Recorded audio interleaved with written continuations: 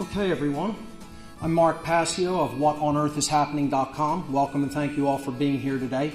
Thanks to the Tesla Science Foundation for inviting me to speak at this great conference. My presentation is going to be fast-moving and hard-hitting, so strap yourself in and let's get started.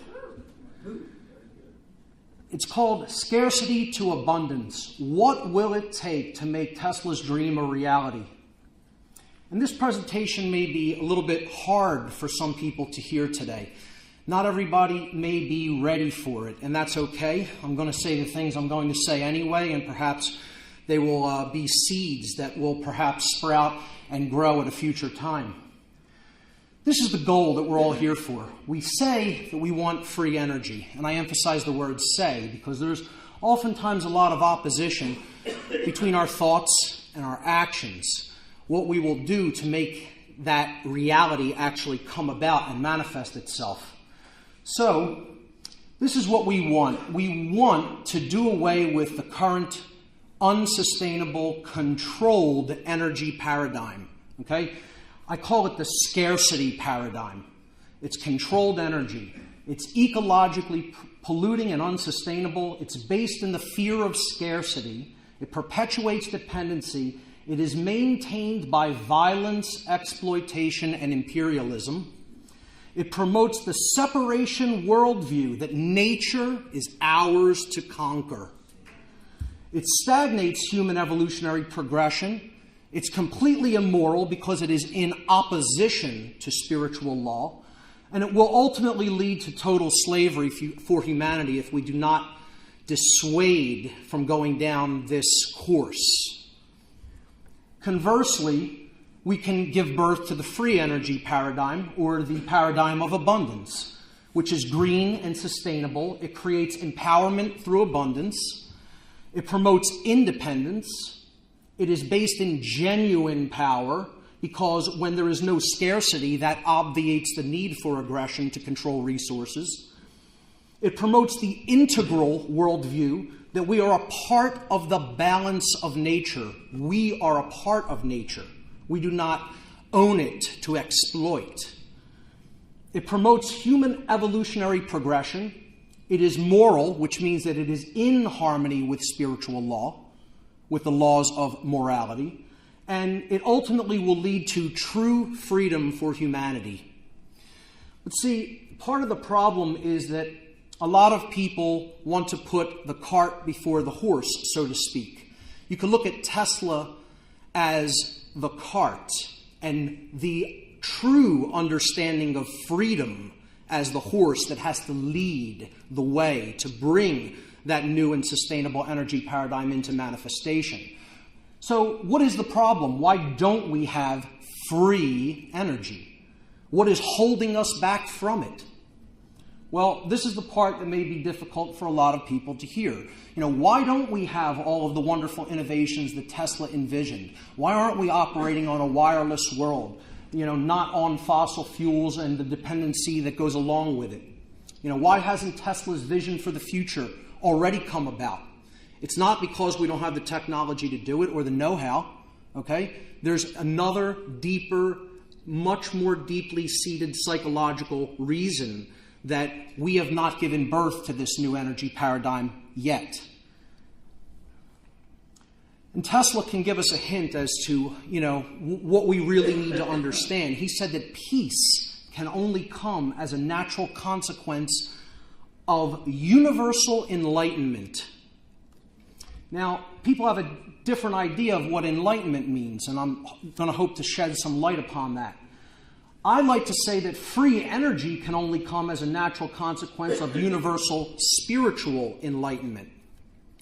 And again, that's the state that we have to create internally first before we're ever going to manifest the external reality that we say we want to see, that is our claim. Things need to change in order for that to happen. But what, in fact, needs to change? Deeply held belief systems need to change. There needs to be a paradigm shift. A way of seeing the world needs to go away, and a new way of seeing the world needs to be born into existence within each one of us. That is a paradigm shift or an ascension in human consciousness, coming out of darkness and rising into the light. A paradigm shift has requirements. It does not magically just take place. There is will and effort that is involved. Okay? So what are these requirements? What, in fact, must change? And here's where the difficulty is going to be coming in for some people here in the audience today. There are two world religions, universal religions, I call them, that are ultimately holding humanity back from the manifestation of free energy. For free energy to emerge, these religions must be completely abandoned. Completely abandoned. And people may be very shocked when they hear what these religions in fact are, because it is not what you think. It is not what you are thinking of as religion. And in that sense, we need to define what I mean by the word religion. Religion is a system of control that is based in an unchallenged dogmatic belief system. Religion, as a word, the etymology of the word comes from the Latin language. The word relegare, the verb relegare in Latin, means to tie back, to hold back, to thwart from forward progress, or to bind by tying. Okay? So what is in fact being held back is the progress of our understanding of the way the laws of the universe actually work. We are being held back from an understanding of truth. And the progress is all in the mind that is being held back. We are being mentally and psychologically held back. This is the first religion, the universal world religion known as money. Money is a belief-based system of control that is built upon the fear of scarcity, which is purposefully designed to limit access to energy. That is what money is designed for. It is designed to limit access to energy so that we operate on a scarcity mindset and worldview instead of one that is based in abundance. That is the first universal world religion that almost every being on this planet believes in, unquestioningly. The second world religion, the universal world religion that is almost as universally believed in as money, is the erroneous concept known as authority. Authority is an illusion of a diseased human psyche that is based entirely in violence and is built upon the erroneous and dogmatic belief that some people are masters who have the moral right to issue commands, while other people are slaves who have a moral obligation to obey these masters. That is the religion known as authority. And it is a false religion. The world religions, money and authority, this is the structure that it represents. It's a hierarchical, compartmentalized structure in which we are ruled by the god known as money. Below that are the people who say, we rule you, the authoritarians. Below that, the people who say, we fool you. These are the people who propagate standard traditional world religions and New Age movement. And below that, the people who shoot at us if we disagree with the authoritarian religions. And below that, the people who profit off of it and think that it's all okay for this immoral violence to continue unabated. And below them, all the people who uphold the system through their actual energy and work. This is the system of the world, ladies and gentlemen. Whether you recognize that or not, there it is. And that is what is taking place. This authoritarianism that is inherent to humanity's current worldview and social structure is completely antithetical. That means diametrically opposed to the rights and freedoms of the individual. Those who have become bound to an authoritarian worldview gradually lose their ability to display free thinking, engage in civic discourse, and even be able to envisage the notion of true freedom. The imagination is stifled, and they cannot even envision a way out of their current trap. Through fear, scarcity, and our own acquiescence, these two universal false religions keep us rooted into the base brain. They keep us in the reptile brain, the lower brain, which is the brainstem and cerebellum. This is all fight or flight mechanisms, okay? Pure survival, the reptile brain. We are not operating from a place of emotions or empathy, let alone a place of higher order thinking and reason, which is brought about by the balance of the human brain or the neocortex. That's what scarcity ultimately does. It keeps us in the reptilian complex of the mind. In such a fear-based and fight or flight state of consciousness, humanity has become collectively incapable of truly creative and liberating thinking, which is also known as human imagination. We are operating in a cage for the mind, collectively, and we need to get out of it. Adherence to the religions of money and authority blocked the implementation of Tesla's work. And here are three of Tesla's main funders: Nathan Rothschild of the Rothschild dynasty, J.P. Morgan, of course, who funded the Wardenclyffe Project, along with John Jacob Astor, one of Tesla's other main financiers, who, as we all know, pulled their funding when Tesla wanted to do something that was truly liberating for humanity that these psychopaths could not control. But you know, who followed those orders? Those orders came down to military men, followers of orders, who decided on those orders to destroy the Wardenclyffe Tower so that it could not be studied and understood further and preserved for posterity, and hopefully be activated at some future point so that we could really move into a sustainable future as far as energy was concerned. Order followers did that. Adherence to the religion of authority.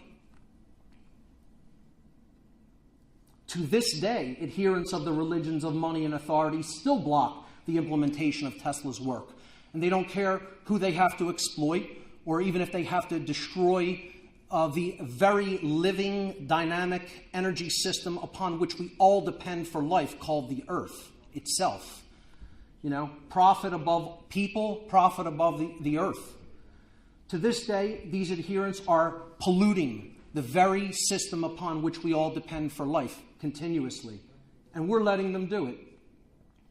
You know, how quickly we forget about things like the Gulf oil spill as soon as the media stops talking about it. We have such a short attention span. See, it's all about profit, all about worshiping at the altar of mammon. And that's where they want us. They want us in their mindset. They want to give us a watered-down version of the way that the psychopaths at the top level think. You know, if you're saying, is what I'm basically saying that this is a conspiracy? Absolutely, I'm saying that. But I'm not here to talk about the people who are ultimately in charge of that worldwide conspiracy. You know, that's a whole nother lecture entirely. I'm talking about the systems of belief in the bulk of humanity that prop it up and make it able to continue to go on unchallenged.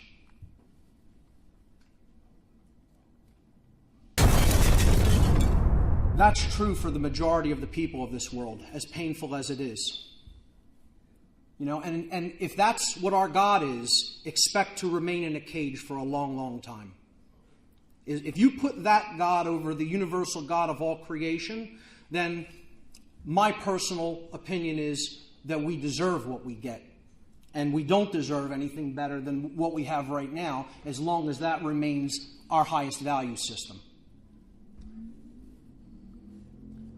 Imperialism. This is what the worshippers of the religion of authority, those who worship at the altar of authority and are order followers. You know, if you don't believe that this slide is true and this is what we're really doing, and that we're attacking other nations to take resources because we think we should have it at their expense, you know, I think you're a very naive person if you don't think that's the main motivating factor personally. Worshipping at the altars of money and authority, most so-called modern science is being used to perpetuate control, greed, and hegemony, rather than what Tesla wisely told us that science should be used for, the betterment of humanity. You know, it's about making more effective weapons of destruction and controlling people through media and food and surveillance systems, etc. That's the cutting edge of science today, not the betterment of humanity and using it for liberating purposes, unfortunately. You know, I think if Tesla was here, and I do believe that Tesla is here in spirit, absolutely, I think he would be telling us one thing, and he would say it in 2 words. He would say, get out. And he would mean get out of the mind control. Get out of the head cage. Get out of the systems of illusory belief that do not serve who we are. That's what Tesla's message would be if he were here today. He would tell us that until we come together in a universal spirit of enlightenment and oneness and get out of the separation worldview and get out of these completely illusory religions that have owned our minds for thousands of years, we're never going to have his implementation of free energy, or any other implementation of free energy for that matter. And if we ever want to see this headline come true, what we ultimately need to do is turn within. Look within. Ask ourselves, do our systems of belief serve who we are and what we say we want? Or are we in internal opposition to what we say we want through what's going on in here and in here? And with that being said, I think Tesla would have told every one of us that it is all up to the individual. The answer lies in the reflection that you see in that device. That's where the answer lies. Ultimately, what we each need to do is look within ourselves, develop a newfound sense of self-respect, and free our minds. When we do that, the stars are the limit. Ladies and gentlemen, thank you very much for your kind attention. Thank you very much. Thank you. One more thing what I want to ask Mark. Mark have every year a conference, Free Your Mind. Can you give us a few? Sure. Yeah, Nick is talking about the conference that I helped to co-host. I'm one of the co-hosts of the Free Your Mind conference. We held it back in 2011 in Philadelphia. We're going to be having another huge conference in Philadelphia. It's called Free Your Mind 2. It's coming up April 25th, 26th, and 27th at the Arch Street Meeting House in the historic district of Philadelphia. We're going to be bringing 24 speakers in from all over the country.